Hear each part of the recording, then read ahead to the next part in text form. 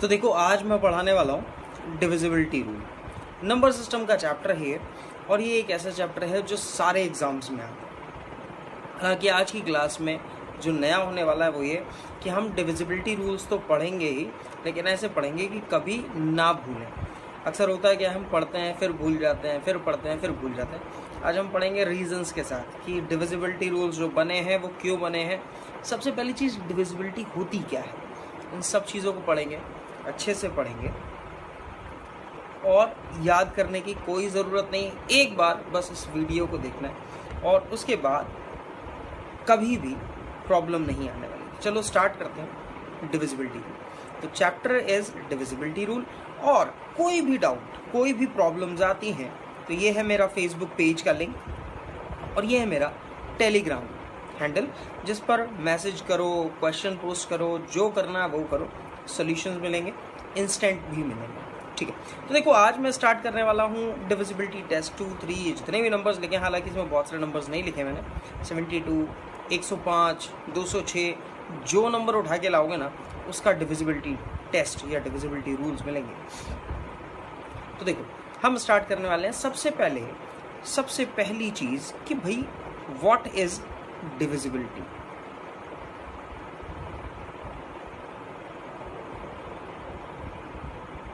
What is divisibility? देखो divisibility क्या होती है, जैसे मैंने लिखा 8/2, तो 8/2 लिखा, तो 8/2 को सबको पता है कि 8/2 हम लिखेंगे तो आ जाएगा 4। जब भी किसी नंबर को किसी नंबर से डिवाइड किया जाए और वहां से कंप्लीट नंबर आ जाए, कंप्लीट नंबर मतलब साबुत नंबर निकल कर आ जाए, होल नंबर निकल कर आ जाए, तो इसलिए बोला जाता है कि भाई 8 जो है वो 2 से पूरा डिविजिबल है। ठीक है, यहीं पर अगर मैं लिख देता 8/5 तो ये वैल्यू पूरी साबुत नहीं आती, ये आती 1.6 और ये पूरी साबुत नहीं कहलाती, तो हम बोलेंगे कि भाई 8 इज नॉट डिविजिबल बाय 5। ठीक है, ये हुआ सिंपल सा डिविजिबिलिटी। अब जैसे मैं लिखता हूँ भाई 12/3 तो 4 आ जाएगा, यानी कि 3 से डिविजिबल है। और अगर मैं लिखता हूँ 12/4 तो 3 आ जाएगा, मतलब ये भी इससे डिविजिबल है। अब अगर यहाँ पर मैं लिखता हूँ 12/1 तो 12 आ जाएगा, यानी कि देखो 1 एक ऐसा नंबर है, चाहे मैं 12/1 लिख दूं या मैं 5/1 लिख दूं, और मुझे एक होल नंबर ही आंसर मिल रहा है। इसका मतलब 1 एक ऐसा नंबर है जब भी हम डिवाइड में लगाएंगे, यानी कि 1 एक ऐसा नंबर है जो सबको डिवाइड करता है। यूनिवर्सल डिवाइजर है, ये सबको डिवाइड कर देता है। ठीक है, ऐसे ही अगर मैं बात करता हूँ यूनिवर्सल डिविडेंड की, जो सबसे डिवाइड होगा, जैसे मैं लिखता हूँ 0/4। अब देखो 0/4 सबको पता है, 0/4 0 आ जाता है। मैंने बोला था ना, जब भी हम किसी नंबर को डिवाइड करेंगे और वहां पर हमें पूरा complete number, the whole number अगर मिल रहा है, और 0 इज अ होल नंबर मिल रहा है, तो बोलते हैं वो पूरा डिवाइड हो रहा है। यानी कि देखो 0 को 4 से डिवाइड करा तो मुझे होल नंबर मिला ना, तो इसका मतलब 0 4 से पूरा डिवाइड हो रहा है। अच्छा, मैं 0/8 लिख देता हूँ तो भी देखो मुझे 0 मिल रहा है, इसका मतलब 0 8 से भी डिविजिबल है। कोई भी नंबर ले लो तुम, 8000, 808, 881, कुछ भी ले लो, 0 ही आएगा। इसका मतलब 0 एक ऐसा नंबर है जो सबसे डिवाइड होता है। तो हम बोल सकते हैं कि 0 जो है वो यूनिवर्सल डिविडेंड है, जो डिवाइड हो जाता है, और 1 जो है वो यूनिवर्सल डिवाइजर है, जो सबको डिवाइड कर देता है। इतनी सी चीज़ है।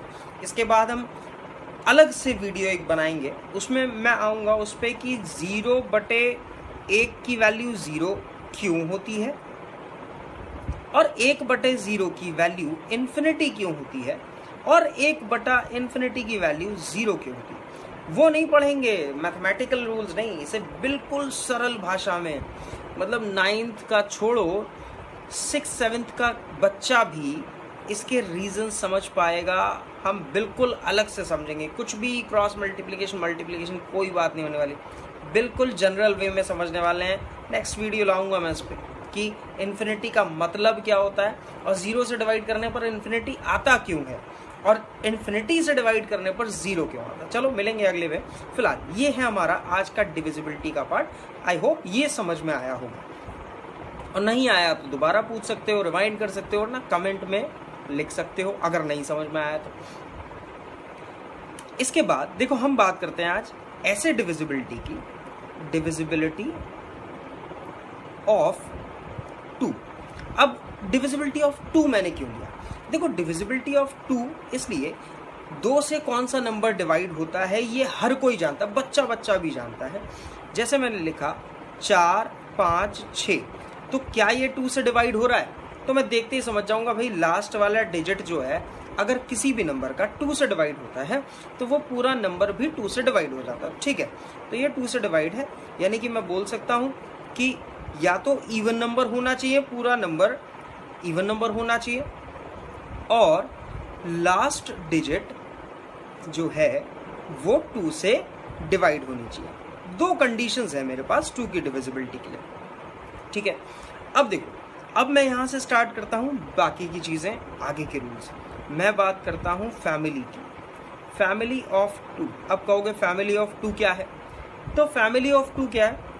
2 2 स्क्वायर, 2 स्क्वायर मतलब 4, 2 क्यूब, 2 क्यूब मतलब 8, 2 टू द पावर 4 मीन्स 16, फिर हम 2 टू द पावर 5 32 लिखेंगे, 64 लिखेंगे, एंड सो ऑन। ये फैमिली चलती चली जाएगी। अब देखो मैंने इसे नाम दिया फैमिली ऑफ 2, यानी कि जो डिविजिबिलिटी रूल 2 का था सेम डिविजिबिलिटी रूल सब में अप्लाई होगा। ध्यान से सुनना, जो डिविजिबिलिटी रूल 2 का था वही डिविजिबिलिटी रूल सब में अप्लाई होगा। कैसे अप्लाई होगा उसकी बात करते हैं।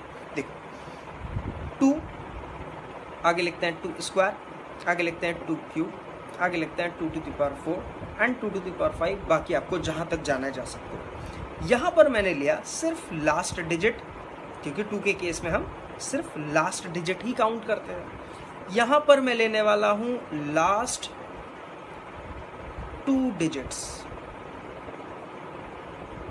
और 2 क्यूब यानी कि 8 में मैं लेने वाला हूं लास्ट 3 डिजिट्स, और ऐसे ही जब आगे बढ़ोगे तो इसमें आएंगे लास्ट 4 डिजिट्स। ऐसा क्यों हुआ उसकी बात करते हैं। देखो ये है 2 टू द पावर 1, यानी कि यहाँ पर मैं लास्ट का 1 डिजिट लूंगा केवल, यहाँ मैं लास्ट के 2 डिजिट लूंगा, यहाँ लास्ट के 3 डिजिट लूंगा, यहाँ लास्ट के 4 डिजिट लूंगा, यहाँ लास्ट के 5 डिजिट लूंगा। मतलब अगर बोला जाए 128 से डिविजिबिलिटी का रूल बताओ, तो मैं देखता हूँ 128 का मतलब होता है 2 टू द पावर 7, यानी कि लास्ट के 7 डिजिट। हालांकि बड़ा वियर्ड सा है, ऐसा पूछा नहीं जाता, लेकिन हम क्योंकि फैमिली को समझ रहे हैं, डिविजिबिलिटी को समझ रहे हैं, इसलिए हम ऐसी बात करते हैं। तो जो रूल 2 में लगता है वो पूरा रूल 2 टू द पावर या 2 की फैमिली में एज इट इज कंटिन्यू होता है, बस उसमें टर्म्स बढ़ जाती है। एक एग्जाम्पल ले लेते हैं।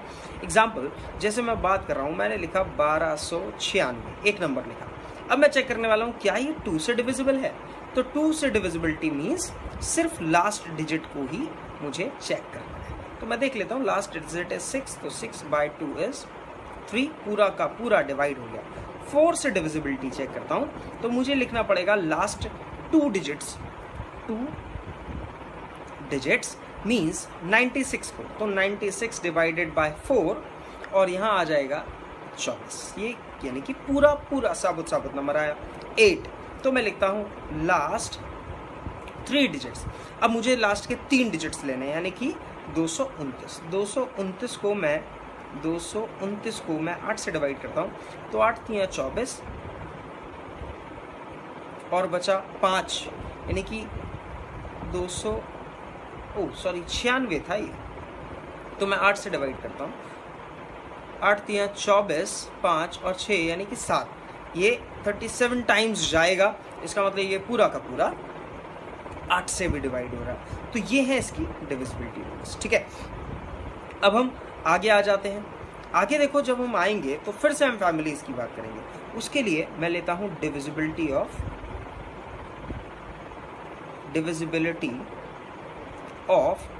3। ध्यान से समझना है। देखो डिविजिबिलिटी ऑफ 3, मुझे पता है 3 का डिविजिबिलिटी, जैसे 3 से डिवाइड वाले नंबर अगर मैं देखूं तो 15, 27, 45 एंड 78।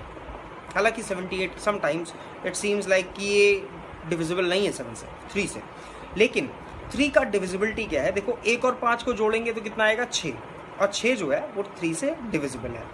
2 और 7 को जोड़ेंगे तो आएगा 9, जो कि 3 से अगेन डिविजिबल है। 4 और 5 को जोड़ेंगे तो आएगा 9, अगेन 3 से डिविजिबल है। 7 और 8 को जोड़ेंगे तो आएगा 15, जो कि 3 से डिविजिबल है। यानी कि कोई भी नंबर जिसके सारे अंकों का योग अगर 3 से डिविजिबल है तो वो नंबर भी 3 से डिविजिबल माना जाता है। इन द सेम वे अगर मैं बात करता हूँ फैमिली की, फैमिली ऑफ 3, तो ये क्या चलेगा? 3 चलेगा। 3 square is 9, 3 cube is 27 and 3 to the power 4 is 81। अब इसमें आगे चलते चले जाएंगे, बिल्कुल चलते चले जाएंगे, लेकिन यहाँ एक चीज़ ध्यान रखनी है कि ये जो रूल है वो केवल 9 तक ही चलेगा। 27 और 81 के आगे ये फेल हो जाता है। क्यों फेल हो जाता है उस पर भी आएंगे। मैंने बोला देखो हर चीज़ का reason, maths is what, maths में हर किसी चीज़ का रीज़न है, कुछ भी एक्सेप्शंस नहीं हो सकते। तो फिर जैसे मैंने लिखा 1296, इसी नंबर को ले लेते हैं, इसका टोटल कर लेते हैं। तो 1 2 3 9 एंड 6 इन सब को जोड़ेंगे तो हमारा आ जाएगा 18। अच्छा 18 इज द नंबर जो 3 से डिवाइड हो जाएगा, यानी कि ये जो नंबर है वो 3 से डिविजिबल है, और 18 जो है टोटल जो आया वो 9 से भी डिवाइड हो रहा है, यानी कि ये नंबर जो है वो 9 से भी डिविजिबल है, दोनों से डिविजिबल है। तो मैं बोल सकता हूँ ठीक है। अच्छा 27 का डिविजिबिलिटी के लिए मुझे इसका टोटल 27 बनाना पड़ता है। अब देखो इस चीज़ को, क्या पॉसिबल है 1296 का टोटल 18 ही तो आएगा, 27 तो नहीं आ सकता। तो 27 का डिविजिबिलिटी यहाँ पर फेल हो जाएगा। इसीलिए अब देखो जैसे मैं लिखता हूँ 27 इटसेल्फ, मतलब 27 को ही लिख लिया। अब 27 तो बेचारा 27 से तो डिविजिबल होना ही चाहिए ना, लेकिन अगर मैं 27 को जोड़ता हूँ तो आता है 9। इसका मतलब ये बेचारा 27 से खुद ही चेक नहीं कर पा रहा कि ये डिवाइड हो रहा है या मैं खुद डिवाइड होऊंगा या नहीं होऊंगा। 27 टोटल आना चाहिए, उसके लिए कंडीशन ये है कि बड़ा नंबर होना चाहिए। हालांकि अगर बहुत बड़ा नंबर है जिसका टोटल 27 आ सकता है, तब 27 का डिविजिबिलिटी अप्लाई होगा, 81 का डिविजिबिलिटी भी अप्लाई होगा, लेकिन उसके लिए पॉसिबिलिटी ये है, कंडीशंस ये है कि नंबर भी तो इतना बड़ा होना चाहिए ना जिसका टोटल 27 आ सके। अगर छोटा नंबर है तो पॉसिबिलिटी नहीं है ना 27 आने की, इसीलिए 27 और 81 के रूल्स जो हैं वो अप्लाई नहीं होते, लेकिन बड़ा नंबर आएगा तो अप्लाई होगा। तो आई होप ये चीज़ भी क्लियर हो गई। तो देखो हमने क्या पढ़ लिया, 2 4 8 इवन नंबर्स पढ़ लिए, बीच में 6 छूटा है अभी, और 3 के पहाड़े वाले 3 9 27 क्यूब ये वाले नंबर्स पढ़ लिए। अब हम आते हैं ऐसे ही 5 का डिविजिबिलिटी का रूल। देखो यह सीधे सीधे 5 की फैमिली ही डिस्कस कर लेते हैं। सबकी फैमिलीज होती हैं, तुम जिसकी फैमिलीज ले आओ, फैमिली ऑफ 5। देखो मुझे पता है कि जिस नंबर के लास्ट में 5 आएगा वो 5 से डिवाइड हुआ। इसके अलावा अगर 0 आएगा तो भी 5 से डिवाइड हुआ। 0 को मैं 10 ले लेता हूँ, ठीक है, यानी कि अगर किसी नंबर में 5 होगा तो वो 5 लास्ट डिजिट 5 होगा तो वो डिवाइड होगा। इसके अलावा अगर लास्ट में 0 होगा या वो दहाई में होगा तो वो डिवाइड होगा। ऐसे ही 5 स्क्वायर, मतलब 5 स्क्वायर का डिविजिबिलिटी क्या बनना चाहिए, तो मैं लिख दूंगा कि इसी नंबर के लास्ट में अगर 25 आएगा या डबल इसका 50 आएगा तो भी वो 5 स्क्वायर यानी कि 25 से डिवाइड होगा। अगर 5 क्यूब की बात करें तो 125 किसी के लास्ट में आएगा किसी नंबर के, या डबल मीन्स 250 आएगा तो वो डिवाइड होगा। 5 टू द पावर 4 मीन्स 625 आएगा, और इसका डबल अगर मैं लिखूं तो लिखता हूँ 1250 आएगा तो वो डिवाइड होगा। फिर से देखो एज इट इज चल रही है फैमिली, ये भी आगे तक चली जाती है। हालांकि ये बड़े ऐसे नंबर्स हैं कि देखते ही पता चल जाते हैं, तो इसकी ज़रूरत कभी कभी नहीं पड़ती। तो ये तो हो गए हमारे कुछ डिविजिबिलिटीज़ नॉर्मल फैमिलीज़ वाले। अब हम आते हैं बीच के जो रह गए। कौन सा रह गया, देखो 6 रह गया, फिर रह गया 12 रह गया, 18 रह गया, 24 रह गया, 48 रह गया, 72 ले लो, और ले लो 105 जो मैंने बोला था वो ले लो, जो नंबर लेना है ले लो। अब इनका डिविजिबिलिटी देखो कैसे चेक किया जाता है।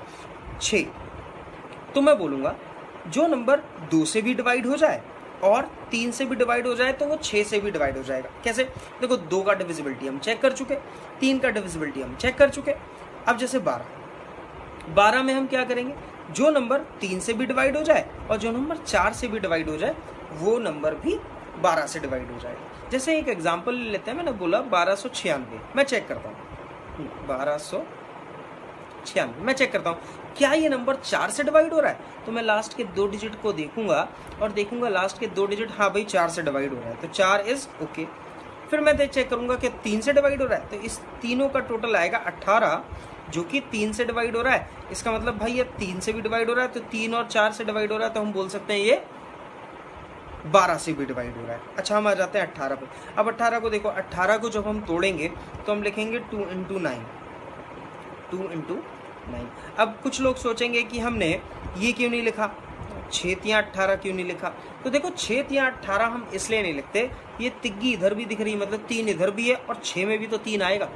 हम 2 पेयर्स ऐसे लेते हैं जिनमें कुछ भी कॉमन ना आए और वो सारे के सारे होने चाहिए को प्राइम नंबर्स, जिसमें कुछ भी कॉमन ना आए। अब जैसे मैं बात कर रहा हूँ 24 की, तो 24 के फैक्टर्स देखो, ऐसे फैक्टर में 6 चौक 24 भी होता है, 12 दूनी 24 भी होता है, लेकिन हम लेंगे 3 8 24, 3 × 8, क्योंकि ये को प्राइम नंबर्स है। ऐसे 48 का अगर हमें डायरेक्ट फैक्टर्स देखने हैं तो हम क्या देखेंगे, वो नंबर भाई 16 से डिवाइड हो जाए और 3 से भी डिवाइड हो जाए। अब जैसे मैं चेक करने वाला हूँ कि 72 से, तो मैं देखूंगा 8 से भी डिवाइड हो जाए और 9 से भी डिवाइड हो जाए, तो 8 × 72 करके। अब 105 का तो मैं लिख सकता हूँ 15 और 7। 15 का नहीं पता तो हम 15 को और तोड़ सकते हैं, 3 से चेक कर सकते हैं, 5 से चेक कर सकते हैं, 7 से। देखो तीनों नंबर्स को प्राइम है, कुछ भी कॉमन नहीं आना चाहिए। अब जैसे मैं इसी नंबर की बात करता हूँ 1296, क्या ये नंबर 72 से कट रहा है, तो मुझे क्या चेक करना है, 8 और 3। पहले चेक करता हूँ क्या ये 8 से कटेगा, तो 8 से कटने का मतलब मुझे लास्ट के 3 डिजिट को चेक करना है। थोड़ी देर पहले मैंने 296 को 8 से काटा था और ये पूरा कटा था, इसका मतलब 8 इज ओके। 9 से चेक करते हैं, तो उसका टोटल 9 का डिविजिबिलिटी था ना, टोटल वाला 3 की फैमिली वाला, तो 9 इज ऑल्सो ओके। तो 8 ने 72, यानी कि पूरा नंबर 72 से भी कट जाएगा। तो इस टाइप से बड़ी आसानी से हम बड़े बड़े इसमें डिविजिबिलिटीज़ को कवर कर सकते हैं। इसी पर बेस्ड क्वेश्चन आते हैं। अब देखो एक बड़ा अच्छा सा डिविजिबिलिटी रूल है, डिविजिबिलिटी 7, 11 और 13 का। पहले मैं थोड़ा सा 11 का बता दे रहा हूँ, उसके बाद हम जाएंगे किस पे, उसके बाद हम जाएंगे 13। जैसे मैं एक नंबर लिखता हूँ 5 4 4 2 3 6। अब मुझे चेक करना है कि क्या ये नंबर 11 से डिविजिबल है। तो देखो 11 का डिविजिबिलिटी देख लेते हैं, हालांकि बहुत से लोगों को पहले से पता है तो बहुत अच्छी बात है, नहीं पता है तो देख लो। ऐसे करके ऑल्टरनेट नंबर्स ले लेते हैं हम। ऑल्टरनेट नंबर्स देखो, जैसे मैंने लिया 5, फिर लिया 4, फिर लिया 3, और अब ये वाले ऑल्टरनेट नंबर्स ले लो। तो मैंने ले लिया देखो 4, फिर ले लिया 2 और फिर ले लिया 6। अब इन दोनों को अलग अलग जोड़ दो, इधर आएगा 5 4 9 3 12 और यहाँ आ जाएगा 4 2 6 और 12। अब इन दोनों का माइनस कर दो। माइनस करने पे जो भी नंबर आएगा, जैसे यहाँ 0 आया, तो जो भी नंबर आएगा, चाहे 0 आए चाहे कुछ भी आए, अगर ये नंबर डिविजिबल है 11 से, तो ये पूरा नंबर भी 11 से डिविजिबल कहलाता है। ठीक है। अब देखो 0, मैं बता चुका हूँ 0 तो हर नंबर से डिविजिबल है, तो 0 11 से तो डिविजिबल है ही, तो इसीलिए ये पूरा नंबर भी डिविजिबल है 11 से।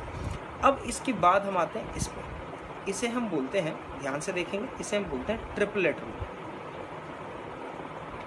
इस तरीके से, ये ट्रिपलेट रूल से हम इन तीनों को डिवाइड कर सकते हैं, तीनों का डिविजिबिलिटी चेक कर सकते हैं केवल एक ही तरीके से। जैसे मैंने लिखा 5 4 4 2 3 6, यहाँ बनाएंगे ट्रिपलेट। ये हो गया हमारा और ये हो गया ट्रिपलेट।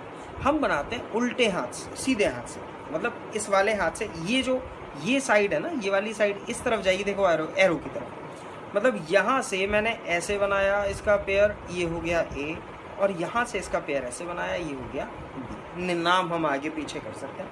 फिर मुझे क्या करना होता है, मुझे करना होता है b माइनस ए। अब देखो b है मेरा 544 और 236 है a, तो मैं जब 544 में से 236 को माइनस करूंगा तो आएगा 308। अब ये 308, अगर ये 308 जो है 7 से कट गया, चेक कर लेते हैं भाई। 308 को अगर मैं 7 से काटने की कोशिश करूं तो 7 चौक 28, फिर 2 बचा, फिर 7 चौक 28, भाई 7 से तो ये नंबर कट गया। इसके बाद 11 से देख लेते हैं। देखो 11 का तो बड़ा इजी था, 308 ऐसे जोड़ लेंगे तो ये कितना आया 11, और ये तो बेचारा 0 बीच वाला, तो अंतर आ गया 11। 11 तो 11 से कट ही रहा है, यानी कि ये भैया 11 से भी कट गया। फिर इसके बाद 13 से, अब 13 का पहाड़ याद कर लो, 13 का पहाड़ा याद कर लो, तो 13 दूनी 26, 13 दूनी 26 यानी कि बचा 4, और ये आया 48। तो 13 से ये नहीं कटेगा, तो मैं बोलूँगा 13 से ये नंबर नहीं कट रहा, तो केवल इन दोनों से नंबर कट रहा है। अच्छा 7 और 11 से कट रहा है, इसका मतलब ये पूरा का पूरा नंबर जो है वो 77 से भी कट जाएगा। ठीक है, तो ये हुआ हमारा 7, 11 और 13 का डिविजिबिलिटी।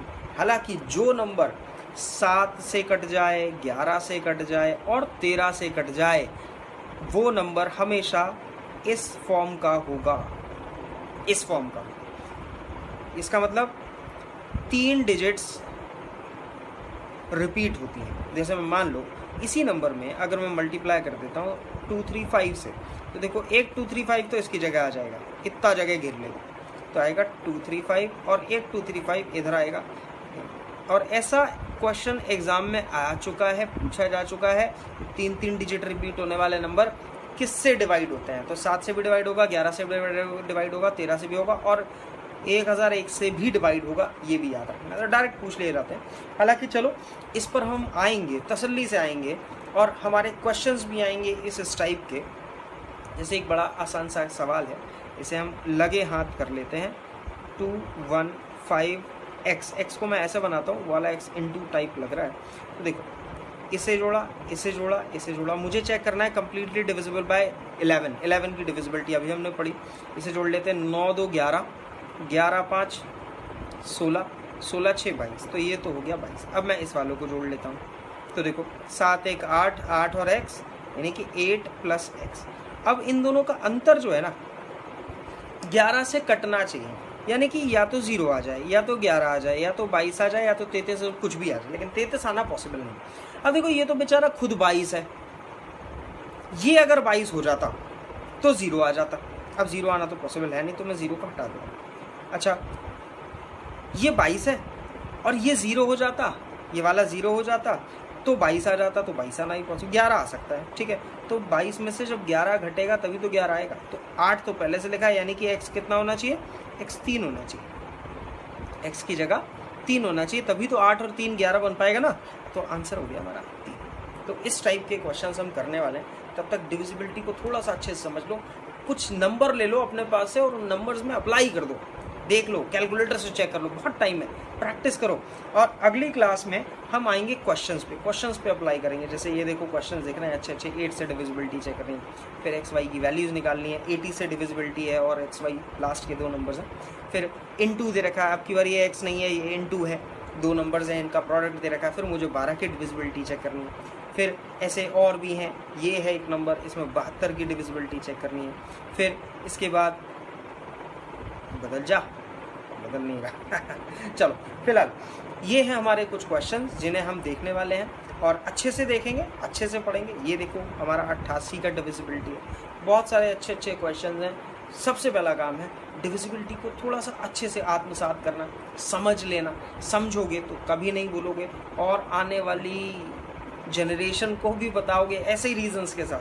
तो अच्छे से पढ़ो, अच्छे से सीखो और सबको पढ़ाओ।